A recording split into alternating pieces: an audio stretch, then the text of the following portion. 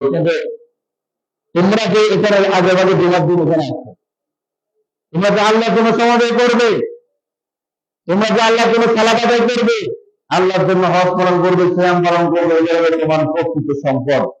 আর তুমি দুনিয়ার বিল্ডিং, জায়গা জমি যা কিছু সাজিয়ে দিচ্ছ, এগুলো হলো ওয়ারাসজনের সম্পদ, তোমার সম্পদ না। দেখেন না আমাদের সামনে কত উদাহরণ, মরার পরে সম্পত্তি নিয়ে ভাগাভাগি শুরু হয়ে গেছে, মরার পরে এখনো দাফনে দেয় না, একজন দেখলাম ওদেরকে দাফনে দেয় তার খবর দিয়ে শুয়ে আছে তার ছেলে, যতক্ষণ পর্যন্ত আমার সম্পত্তি ভাগ না করে দেবো ততক্ষণ পর্যন্ত আমার বাবার আমি খবর দিয়ে দেবো।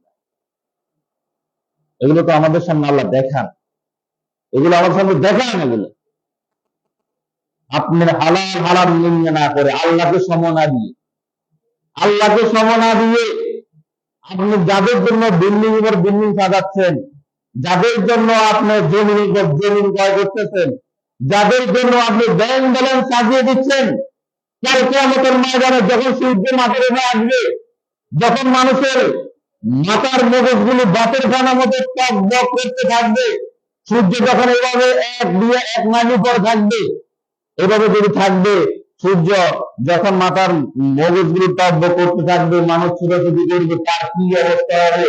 সেই কঠিন মুসিবতের সময় যাদের জন্য, যাদের আনন্দ দেওয়ার জন্য, যাদের বিলিশতের মধ্যে রাখার জন্য, যাদের জন্য রাত দিন এক করে দিয়েছে, যাদের জন্য হালাল হারাম নির্ণয় করা নাই, যাদের জন্য সময় ব্যয় করে না আল্লাহর জন্য, তারা কি কাল কিয়ামতের ময়দানে ডাইনে আর বামে দাঁড়াবে যে তোমরা আমার ডাইনে আর বামে দাঁড়াও, আমার কি অবস্থা আমি জানি না, অতএব তুমি আমার ডাইনে বামে দাঁড়াও?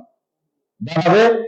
কখনো দাঁড়াবে না। বলবে ইয়াউমা ইয়াফিরু মিন আখি ওয়া উম্মিহি ওয়া আবিহি ওয়া সাহিবাতিহি, সেদিন কিয়ামতের ময়দানে যে স্ত্রীর জন্য দুনিয়াতে, যে স্ত্রীর জন্য কত কিছু বিসর্জন দিচ্ছে, যে স্ত্রীকে খুশি রাখার জন্য, তার বায়না পূরণ করার জন্য, তার অনেক কিছু মেনটেন করার জন্য হালাল হালাল নিন্দা না করে রাত দিন এক করে দিচ্ছে, আল্লাহকে সময় না দিয়ে শুধু স্ত্রীর চাহিদা পূরণ করার জন্য, তাকে খুশি করার জন্য, তাকে যা থাকছে তাই দিচ্ছে। সেই কিয়ামতের ময়দানে স্বামী স্ত্রীকে চিনবে না, স্ত্রী চলে যাবে, পলায়ন করবে, চিনবে না, সবাই দেখতে থাকবে, আরে আমার মিজানের পাল্লা কি অবস্থা হয়, বাড়ি হয়ে যাবে, কম হয়ে যায়, আমার অবস্থা জান্নাত না জাহান্নাম হয়, সেই নিয়ে সবাই চিন্তিত থাকবে। সেই সন্তানের জন্য বাবা দিন রাত কষ্ট করতেছে, যে মা বাবার জন্য সন্তান, যে মা কষ্ট না পাক, এই জন্য তারা বছরের পর বছরে বিদেশ করতেছে, প্রবাসের জীবন কাটতেছে, এখানে দুঃখ ঈদ নাই, চাপ নাই, কিছু নাই, ওদের জন্য কষ্ট করতেছে। সেই মা বাবাকে আমাদের দিন পলায়ন করবে, পলায়ন করবে। দুনিয়াতে যদি আল্লাহকে আপন করে না নিতে পারেন, তাহলে আপনার দুনিয়াতে ক্ষতিগ্রস্ত হবেন, আখিরাতে ক্ষতিগ্রস্ত হবেন। আপনার সবাই আপনার পর হওয়ার সম্ভাবনা আছে। যে মা পৃথিবীতে আল্লাহর পরে সবচেয়ে বেশি ভালোবাসে, সবচেয়ে বেশি আপন হলো সন্তানের জন্য, হলো তার মা। তার মা সন্তানের জন্য আপন। ওই মা যদি, আপনি যদি একটু পয়সা কম দেন, বা অন্য ছেলের 10,000 আপনি দেন 2,000, দেখবেন আপনার মা আপনার থেকে একটু একটু মুখ ফিরিয়ে দিচ্ছে, আপনার বেশি ভালোবাসাটা কমিয়ে দিচ্ছে। আপনার বাবা, আপনি যখন পয়সা কমিয়ে দেবেন, আপনার কাছে নাই, আপনার ইনকাম কমে গেছে, আপনার ওই বাবাকে যদি আপনি পয়সা কম দেন, দেখবেন আপনার থেকে মুখ ফিরিয়ে নিচ্ছে। আপনার স্ত্রীকে সারা জীবন আপনি যদি দেন, তারপরে সে বলবে যে তুমি আমার কিছুই দেয় নাই। আপনার সন্তান আপনার জন্য লাড়ি দিয়ে দাঁড়াবে, আপনার সন্তান আপনাকে আপনার থেকে গালিগালাজ করবে। সেই সন্তান, সেই মা কে আপনি আপন করে নিলেন আল্লাহকে বাদ দিয়ে, তারা আপনার দুনিয়াটাকে তারা আপনার শত্রু হয়ে যাবে। আখিরাতটা পরে, দুনিয়াটা আপনার শত্রু হয়ে যাবে। কিন্তু আল্লাহকে আপন করে নিলে আল্লাহ দুনিয়াতে আপনার বন্ধু থাকবে, আখিরাতে আপনার বন্ধু থাকবে। এই জন্য সম্মানিত উপস্থিতি, সময়কে মূল্যায়ন করতে হবে, সময়কে মূল্যায়ন করতে হবে, নিয়ামতের কদর জানতে হবে। এক সময় দেখেছে সহিহ লাইনে নামাজ পড়ার জন্য আমাদের প্রয়োজন করতে হবে। আপনারা আমরা কোরআন ও সহিহ হাদিসের আলোকে নবী করিম সাল্লাল্লাহু আলাইহি ওয়াসাল্লাম যে সালাত আমাদেরকে শিক্ষা দিয়েছেন, সেই সালাত আমরা পড়তে চাই, আমরা সুন্নতি খুতবা শুনতে চাই, আমরা রাসূলের তরিকা আমরা চলতে চাই। আমাদের প্রয়োজন মসজিদ, আমাদের প্রয়োজন মাদ্রাসা। যখন আল্লাহ সুবহানাহু ওয়া তাআলা দোয়াতদেরকে মাদ্রাসা দিলাম, দোয়াতদেরকে মসজিদ দিলাম, এখন চাই তোরা কি আমার নিয়ামতের কদর করছ? লাইন শাকারাতুম লাযিদান্নাকুম, তোমরা যদি আমার শুকরিয়া আদায় না করো, শুকরিয়া আদায় করো তাহলে আমি বাড়াই দেবো। আর যদি শুকরিয়া আদায় না করো, ইন্না আযাবি লাশাদীদ, তোমাদের জন্য কঠিন শাস্তি অপেক্ষা করতেছে। থাপ্পড় দিয়ে মুসলিম নিয়ে যাবে, থাপ্পড় দিয়ে মাদ্রাসা নিয়ে যাবেন, আবার হাতে হাতে ঘুরবেন। ওই মুসলিম যেগুলো আমি আমিন করে বলছেন, দাঁড়ো এখানে কি আমিন করে বলছেন, এর ভুলে ভুল করবেন না, এখান থেকে চলে যান, এর ভুলে করতে হবে, এর ভুলে করেন না কেন? তখন অপমানি অবদস্ত জায়গায় জায়গায় হবেন, কারণ আপনি কদর করার আল্লাহর নিয়মে আমরা কদর করেন না, এই জন্য আল্লাহ আপনাকে অবদস্ত করবেন। স্মরণ করুন আল্লাহর নিয়ামতকে, কোথায় থেকে কোথায় নিয়ে যাচ্ছেন, কোথায় থেকে আপনি কোথায় বসে দিয়েছেন, কোন জায়গায় আপনি ছিলেন আর কোন জায়গায় এখন বসতেছেন, এই নিয়ামতটাকে স্মরণ করতে হবে।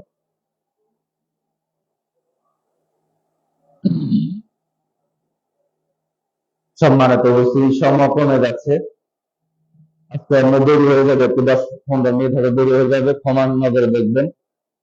হয়তো আগামী জুমার থেকে আপনারা সঠিক টাইমে সালাত আদায় করতে পারবেন, 12:05 শুরু হয়ে যাবে। জুমার দিন অন্তত আগে ভাগে আসার চেষ্টা করবেন। আপনারা যারা সৌদি আরবে ছিলেন তারা দেখছেন, গাইড কান্ট্রিতে যারা ছিলেন তারা দেখছেন, যখন সালাতের আযান দেওয়া হয় জুমার সালাতে, এর আগে লাইনে বসে থাকতে হবে।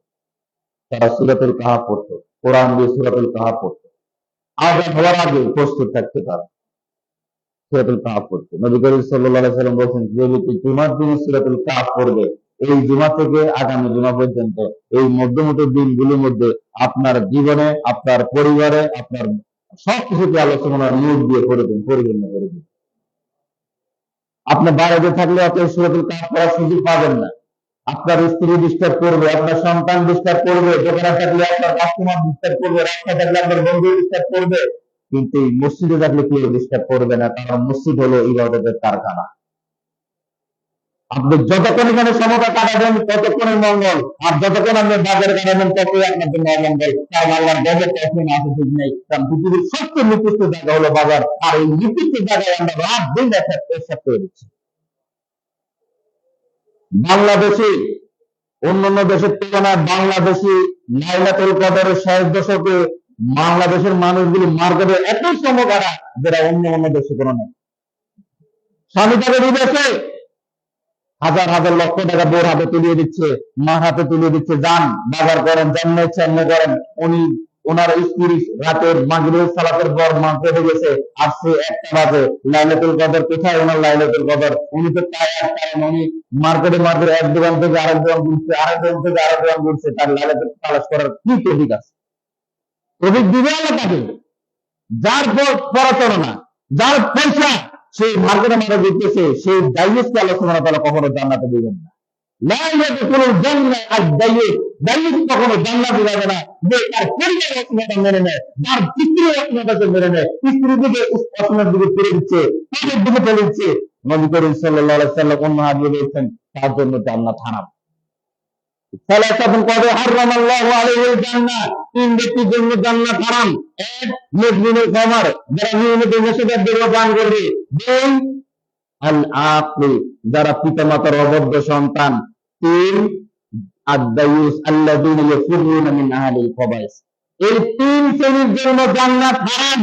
নবী করিম সাল্লাল্লাহু আলাইহি ওয়াসাল্লাম বলতেন, যারা তাদের পরিবারের অসুবিধা মেনে নেয়, বিদেশ থেকে টাকা পাঠিয়ে দিচ্ছে, যা তুমি মার্কেট করে দাও, অথচ তার বেতন করে না, এই 10 দিন তিনি চাকরি করে দেয়।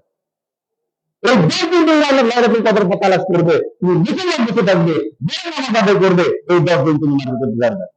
কি খরচ করলো? ঈদের জামা করতে হবে, নতুন জামা করতে হবে, এটা খরচ করলো কেনা? যে ঈদের আগে কিনতে হবে, এটারও খরচ করলো কেনা? এটাকে একটা নীতি বানিয়ে নিয়েছে, একটা সংস্কৃতি বানিয়ে নিয়েছে এই বাংলাদেশের মানুষগুলো, যে ঈদের জামা না কিনলে তার ঈদে হবে না।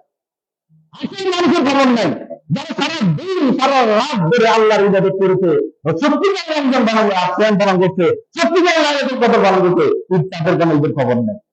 আর খবর আছে তাদের, দাদা রমজান কদর করলো না, যারা ৬০ বছরে কদর করলো না, তাদের ঈদ রমজান আপনার ঈদ নিয়ে সচেতনের প্রয়োজন রয়েছে। এখন সচেতন হতে হবে, এটা বাধা দিতে হবে, বাধা দিতে হবে। বলতেছে তার দোকানে সে সিঁড়ি উঠে রাখতেছে না মহিলার জন্য, রাস্তা দিয়ে হাঁটতে পারতেছে না মহিলার জন্য। কমসে কম 10 বাড়ি গেছি মহিলার সাথে, যাদের সাথে বাড়ি গেছে, ওই দায়ুস কি জবাব দিবে? নিয়ামতের মহাজারে তোর বেতন থেকে বাড়িতে বাড়ি গেছে এই হিসাব দিয়ে আসছে। আপনি হিসাব তুই তো লক্ষ টাকা তোর মানিক বানিয়ে দিয়েছিলেন, এই জন্য বানিয়ে দিয়েছিলাম যে 4,000 টাকা বেড়ে দিয়ে আসছে মার্কেটে মার্কেটে ঘুরবে, এই জন্য টাকা মানিক বানিয়ে দিয়েছিলাম। সচেতন হতে হবে সম্মানিত ভাইরা, সচেতন হতে হবে এখন থেকে সচেতন হবে। কারণ আপনার স্ত্রী আপনার জান্নাতে যাওয়ার কারণ হবে আপনার কথা যদি সবকিছু রাখে, সবকিছু চলে, এটা করে চলবে না, এটাই চলতে হবে। কারণ সে আপনার অধীনস্থ, আপনি তার সরকার যেদিকে জনগণকে নিয়ে যাবে, জনগণ ওইদিকে যেতে হবে। এই জন্য লাইলাতুল কদর আর মাত্র কয়েকদিন আছে, আমরা জানি না, হয়তো আমাদের মাথায় চলে গেছে না, জানি না। নবী করিম সাল্লাল্লাহু আলাইহি ওয়াসাল্লাম বলেছেন তাহারুল লাইলাতুল কদর ফিল আশরি ওয়া আখির মিন রমাদান, তোমরা লাইলাতুল কদর তালাশ করো শেষ দশকে, আমরা যেন তালাশ না করি।